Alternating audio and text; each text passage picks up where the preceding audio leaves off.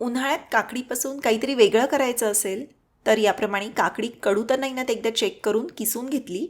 याच्यामध्ये एक छोटा बारीक चिरलेला कांदा घातला, 5-6 पाकळ्या लसूण, आवडीनुसार हिरवी मिरची, थोडेसे जिरे यांचं वाटण घातलं, बारीक चिरलेली कोथिंबीर घातली आणि सगळं असं मिक्स करून घ्या. चवीनुसार मीठ घातली, हळद घातलं. आता याच्यामध्ये घालणार आहोत थालपिठाची भाजणी.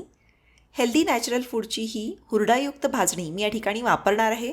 ऑर्डर कसं करायचं त्याचे डिटेल्स कॅप्शनमध्ये दिलेले आहेत. 2 कप थालपिठाची भाजणी याच्यामध्ये घातली. गरजेनुसार पाणी घालून घट्टसर पीठ भिजवून घ्यायचं. त्यानंतर केळीच्या पानाला थोडंसं तेल लावून घेतलं. त्यावर हा गोळा ठेवून छान असं थापून घ्यायचा. हवं तर तुम्ही सुती ओल्या कपड्याचा वापर थालपीठ करण्यासाठी करू शकता. छोट्या आकाराची थालपीठं याप्रमाणे करून घेतली.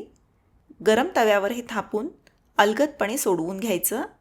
मध्यभागी आणि कडेनं असं तेल सोडलं. झाकण ठेवून छान खमंग खरपूस असं थालीपीठ भाजून घ्यायचं. तर असं आपलं काकडीचं खमंग असं थालीपीठ आणि त्याच्यासोबत चटणी हा उन्हाळ्याचा खास नाश्त्याचा बेत तुम्ही जरूर करून बघा.